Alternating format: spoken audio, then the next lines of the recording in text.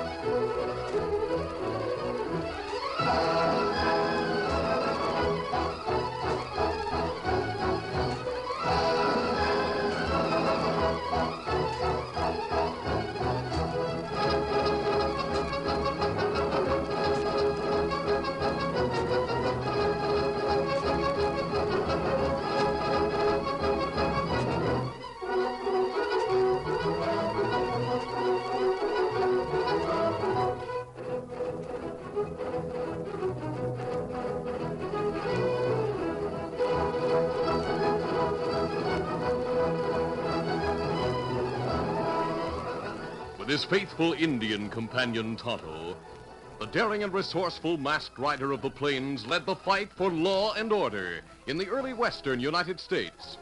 Nowhere in the pages of history can one find a greater champion of justice. Return with us now to those thrilling days of yesteryear. From out of the past come the thundering hoofbeats of the great horse Silver. The Lone Ranger rides again. Come on, Silver. Let's go, big fellow. Hi-yo, Silver! Hooray!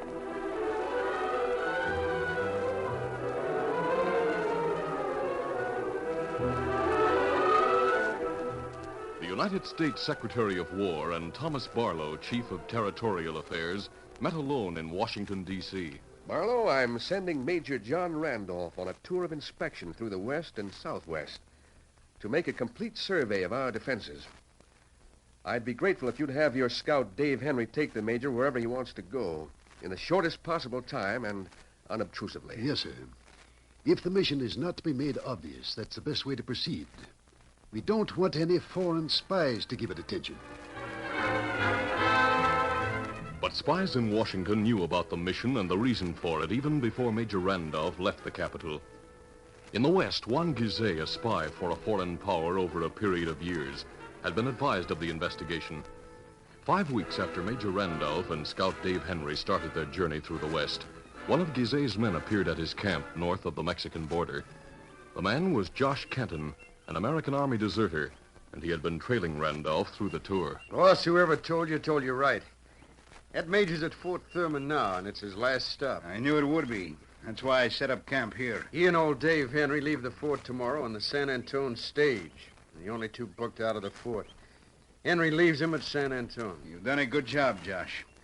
Now we make ready to hold up that stagecoach after it leaves the fort tomorrow. What are the papers you're going to take from the Major, boss? They worth money? In time they will be. Right now, I cannot tell you what they are. Just be content with the money I'll pay you and the rest of the men for doing the job tomorrow. That evening, Juan Gizet left camp alone and rode to the one border town that had a telegraph. He sent a message to the legate of his country, who was stationed in the city of Lampazos, Mexico, 60 miles away.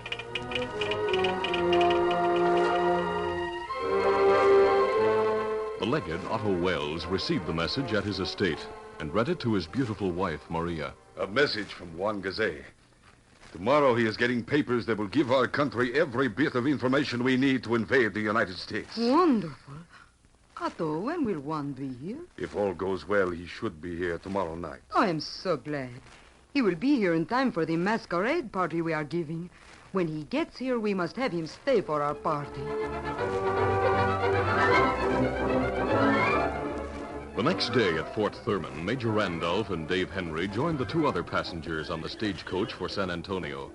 The coach started on the road east exactly on schedule. Come on, get up there! Come on, get up!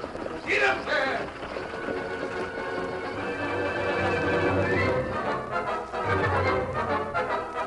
6 miles east of Fort Thurman, Juan Gizé, sitting astride a large roan horse, peered through the giant rocks that hid him and his men from the road below. 8 men, headed by Army deserter Josh Canton, sat mounted behind Gizé, handkerchiefs tied loosely around their necks, ready to adjust over their faces when they'd ride down on the stagecoach they were awaiting. Suddenly, Juan Gizé turned from his watch post. Cover your faces. Get your guns ready. The stagecoach comes. Remember, your job is to go in shooting. When you've done that, right away. Josh and I will search for this paper I seek. But tonight, Josh will meet you at the hideout in Devil's Canyon. I'll pay you men off there for the work you're going to do now. Right, Captain. Right, boss? That's right. Only remember, men, your job is to kill everyone. Understand? No one is to be spared. We understand, all right. Yeah, the coach is getting near, boss. We better start down. You ready, my men? Then we go. Guns ready. Andale. Come on, here. Come on. Here.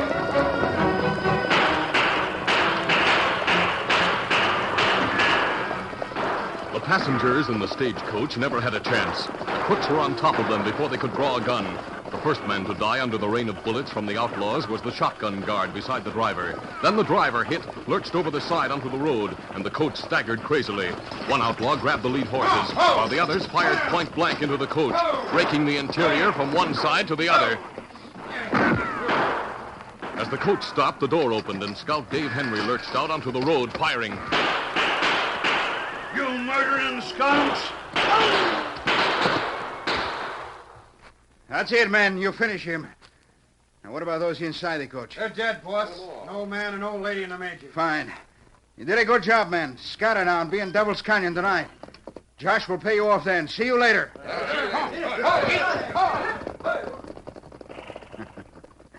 Now to get rid of this shadow of mine, Canton. Josh, I'm going into the coach and search the major's baggage. Huh? You going to take his money, too? Canton, I don't think there's going to be much money. What? Don't get excited. I'll pay you as I'm going to pay the rest. Right now, I must get the papers I seek and ride to Mexico. You never mentioned Mexico before. Will you stop grumbling and listen to me? Canton, walk down to that bend in the road and keep an eye open in case anyone approaches while I'm in the coach.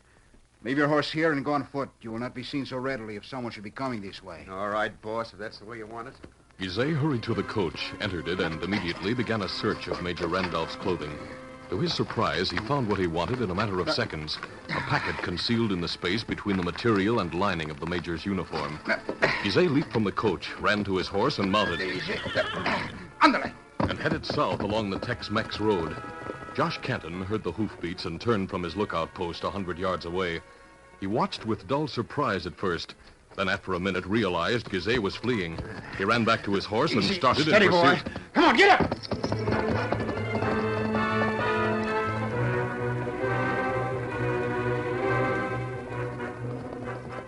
An hour passed. The Lone Ranger and Tonto were traveling westward. When they rode around a turn in the road and saw the coach of death ahead, they raced to the spot and leaped from their horses. Easy, big fella, easy now. Scott, easy, fella. Tonto, 3 persons dead inside this coach. None of them has a gun drawn. They've been slaughtered in cold blood. Driver and shotgun guard dead. And it looked like them... Kimosabe, look. Man in ditch alive. Him try speak. The Lone Ranger hurried to the shallow ditch and bent over the form of Dave Henry. The scout was badly wounded, and his strength was ebbing fast. But he spoke to the man whose presence he sensed, but whom he could not see through his death-glazed eyes. Get them. Stop them. Steal plans from Major. Easy now, easy. You said plans. Military plans? Yes. Important. If they get away, country lost. The country lost? I don't understand.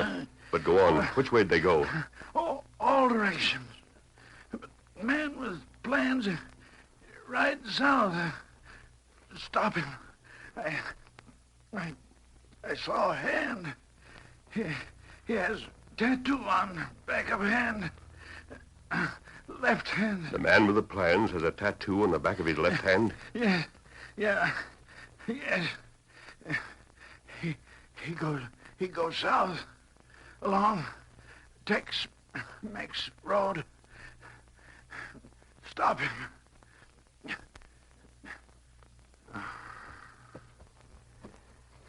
He's dead, Tonto.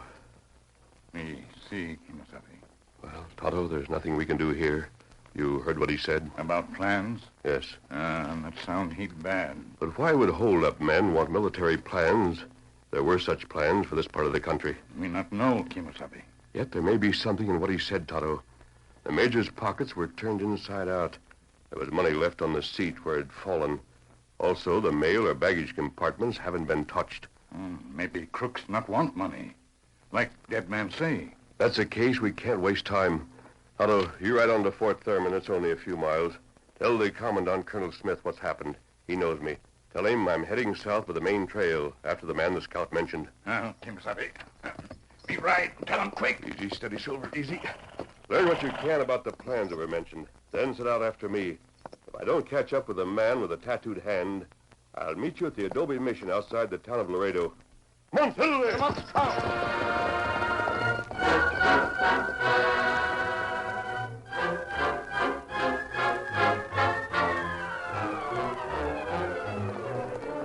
Juan Gizet had ridden away from the stagecoach a few minutes before Army deserter Josh Canton had taken off after him. His horse was stronger and faster, and he kept distance between himself and the outlaw for many miles. Easy there. But eventually, as he neared the Texas border town of Laredo, his horse faltered. He led it into a field to rest. Oh.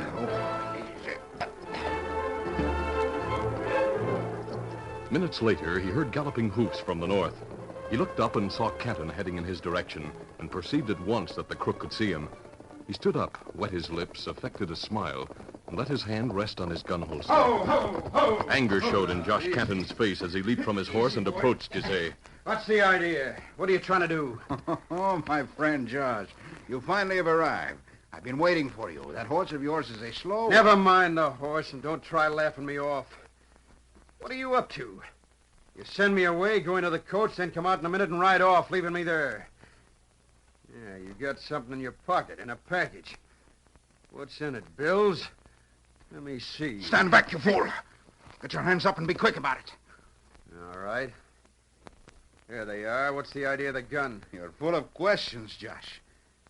I think I shall make you full of lead. But why? You said I said a lot of things. Before you die, I'll say just a few things more. Before I die? You're not going to kill me. I am. I wish I might have also killed those fools in the gang. The stupid ones who wait for me in Devil's Canyon to return with the loot. How glad I am to be getting away from you loutish Americans. Loutish? Yeah, I don't like that. When I'm in Lampazos tomorrow night at the legation of my country, we shall drink and laugh heartily as I tell my friends how you and your so-called bad men helped me get the papers that will help us take your beloved United States and make it a colony. One great colony, as it should be. Why, you're nothing but a dirty... Oh! A what? A what? Well, no more questions from you. No more questions from you. I'd better get away from here now. Come, horse, we go to Laredo. And by tonight we shall be in Lampazos. And once we are safely there, we celebrate the success we have in helping the downfall of these United States. Andale!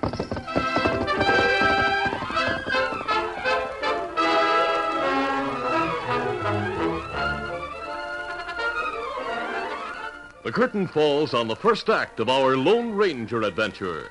Before the next exciting scenes, please permit us to pause for just a few moments.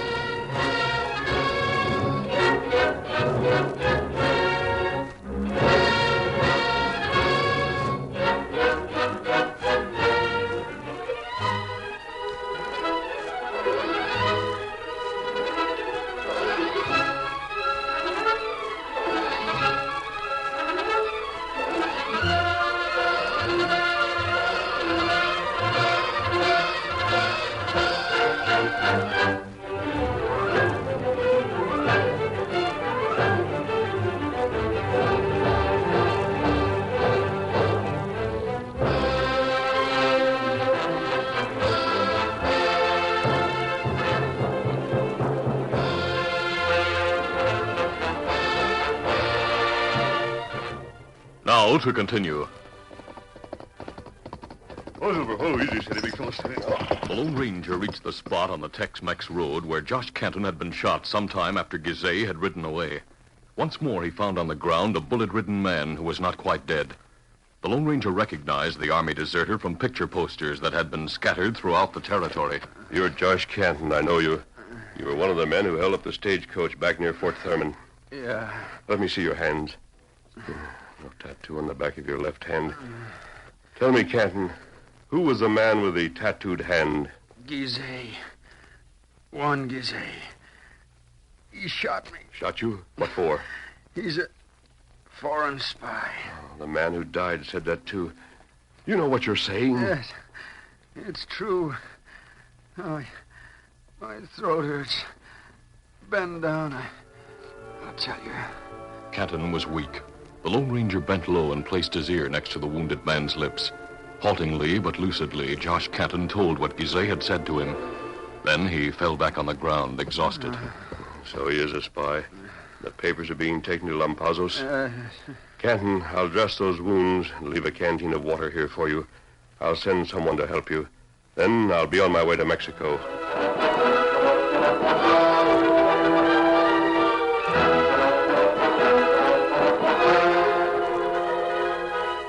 The Lone Ranger rode to the adobe chapel outside Laredo, where he had told Tonto to meet him, and together they started to Mexico.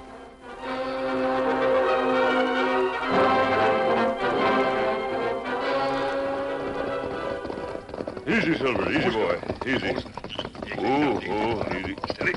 The Lone Ranger and Tonto reached Lampazos later that same night. The masked man, familiar with the town, sought out the legation building of the country for which Juan Gizeh spied.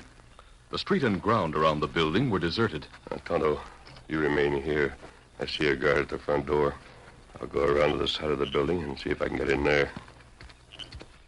The Lone Ranger reached a side door of the building and was about to enter when suddenly a man in uniform stepped out of the shadows and aimed a rifle at him. Halt! Who is there? It's a friend. Don't move your hands. And step out into the light where I could see you. There you are. No friend would... This is a fine joke, senor. Joke? Si, senor. You come here in your mask and that costume expecting to find a party, eh? Party? But yes. Senor, did you not read your invitation? The masquerade tonight is not held here in the legation. It's being held at the home of our superior, Senor Wells. Did you not know that? No, that's funny. I didn't look at my invitation at all. Oh, and so you come here. Oh, senor. Senor Wells will laugh when you tell him of your mistake. Yes, I'm sure he will. His residence isn't too far, though. Oh, no, senor. Down this street and 2 streets to your left. Oh, thanks. I'll go there. Sorry to have bothered you. Not at all, senor. That is a very fine costume you wear. Thanks.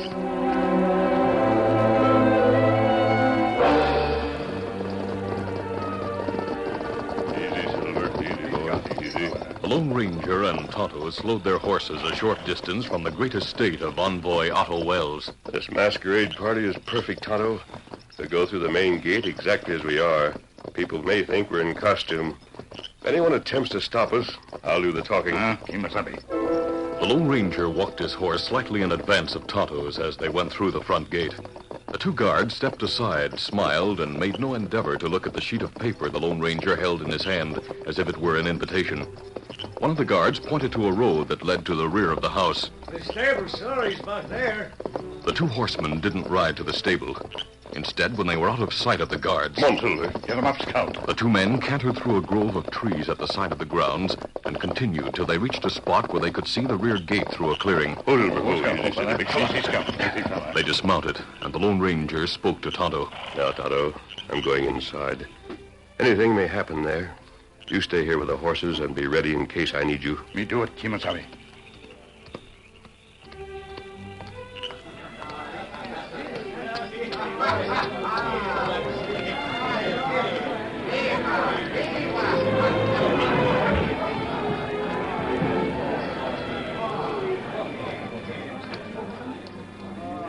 The Lone Ranger kept himself as inconspicuous as possible, losing himself in the great throng of richly costumed revelers.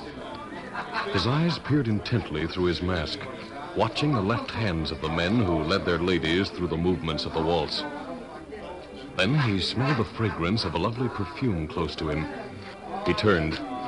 Lovely lips and pearl-white teeth smiled at him beneath a purple domino mask, through which deep blue eyes sparkled. I have been watching you, senor, ever since you came in. You have? See, I should say ever since I first saw you a short time ago. I did not see you enter. Well, why should you? Because I am your hostess, for one thing. Oh? And because I am always interested in men as tall and as broad in the shoulders as you. Well, you're most flattering. But of course I know you're chiding me. Senor, you do not know me if you say that. Otto says... Otto? See, my husband. Oh. He says... How rude you are. You are not even paying attention to me. I'm sorry. You are not sorry at all, senor. Which woman is it you are looking at with such fervor? Oh, it's not a woman. I think I see Juan Gizet out there dancing. Juan? You know him? Only through the channels of diplomacy. Oh, you are British. I thought at first you might be an American. Gizet arrived here only this evening, didn't he? How do you know that, senor? I was about to remark before that only Otto and I knew he was here. Not until the unmasking would we... I must see him at once. That's why I'm here. See whom, Gizet? Yes, it's a matter of gravest importance. It's about the papers he took from Major Randolph this afternoon. How do you know these things, senor? Keep quiet, please. Then you know what I'm talking about? Hush, no more. You will come with me, please. We'll go to the library. We may talk in privacy there. I want to know why you are here. After what you have said, Otto will want to know also. Very well.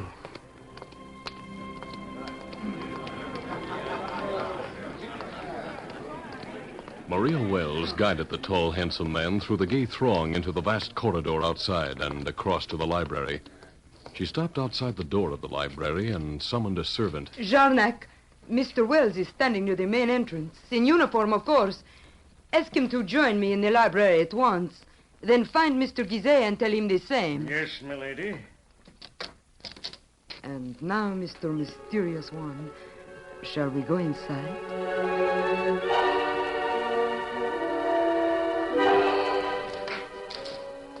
Envoy Otto Wells entered the library. He was in elaborate dress uniform with a scarlet band across his chest and a sword at his side. The Lone Ranger began to talk at once. Mr. Wells, your wife knows why I'm here. It's about Gizet. He blundered this afternoon when he stole the American defense papers from Major Randolph outside Fort Thurman. Eh? What are you saying? Who told you what? I mean... He is a freebooter, Otto. He works for our embassy in Washington. They sent him here. I told her that, Mr. Wells. Those papers, did you see them? Yes, at least I glanced through them. One did not arrive here until late. As host, I had to be present down here. Look at those papers at once. Before it's too late, Mr. Wells, look at those papers. You'll be surprised what they contain. They do not have the information we seek. Some of it, but more important than that is what I'll show you when you see them. Oh, you're getting them now? Yes, they are here in the wall safe. Otto Wells, visibly agitated, had gone to a side wall, removed a picture, and then opened a small safe. He removed a packet and returned to where the Lone Ranger waited with the still masked Maria Wells. Now, before I open this, tell me what there is about its contents that brings you here. I don't think I'll bother. I'll just take the packet from you. No. I said I'd take that packet. Thanks. Now. Otto, he has a gun. He is going to shoot. Now, he is not. Juan Gizet had entered and heard the Lone Ranger. Unarmed, he jumped on the American from behind with his arm around the Lone Ranger's throat, pulling his head back. Hold him like that, Juan. I will stab him. As Wells drew his sword, the Lone Ranger dropped quickly to one knee, grabbed the wrists of Gizet, and with superhuman effort sent the spy hurtling over his shoulder, just as Wells made a thrust. The sword pierced the body of Juan Gizet, and the impact sent Wells sprawling. Maria ran into the hall, screaming. The Lone Ranger bent, recovered the packet, then brought his gun crashing on the skull of Otto Wells. The envoy sprawled across the dying Gizet. As the Lone Ranger placed his gun in the holster, he placed the packet inside his shirt and ran across to the French doors that led to the garden. As he stepped outside, an officer of the guard, having heard Maria's screams, came running out of the darkness. Otto was astride stout, and he held Silver ready. The masked man vaulted into his saddle. Steady, big fella. Scout! And together, he and Tonto galloped to the rear of the estate as the pursuing man, joined by guards, began to fire. Guards with guns drawn loomed at the rear gate, but the riders veered and headed their horses towards a high hedge at the end of the property. Now, Silver, jump! Jump, Scout! The two horses rose into the air, landed outside the grounds. The Lone Ranger and Tonto streaked onto the road, hundreds of yards from where the horseless pursuers converged at the gates. We made it, Tonto, and they're not near us. Come on, turn off the road and ride to the west. The Rio Grande's less than 2 miles from here. Come on, little way! Scout!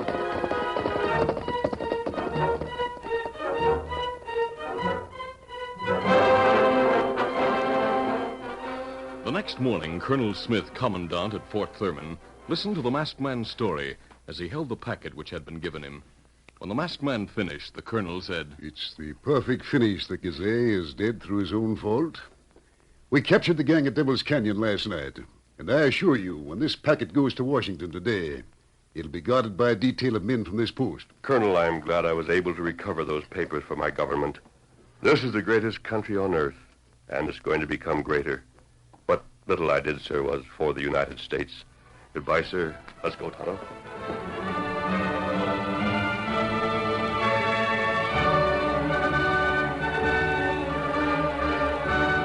As the masked man and the Indian mounted their horses to leave the post, the commandant's aide, who had witnessed the scene, shook his head admiringly. What a tremendous man, Colonel. The chances he took to recover those papers, and then he called it a little thing. Why, sir, he's done wonders. When the truth is known, Lieutenant, you'll learn that he may have saved the entire United States. What? But who is he? Who else but the Lone Ranger?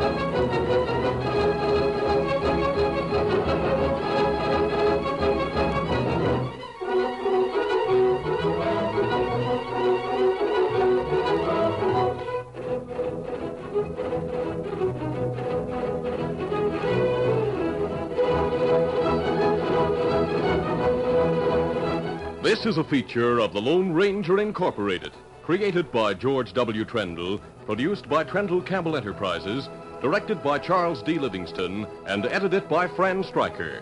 The part of the Lone Ranger is played by Brace Beamer.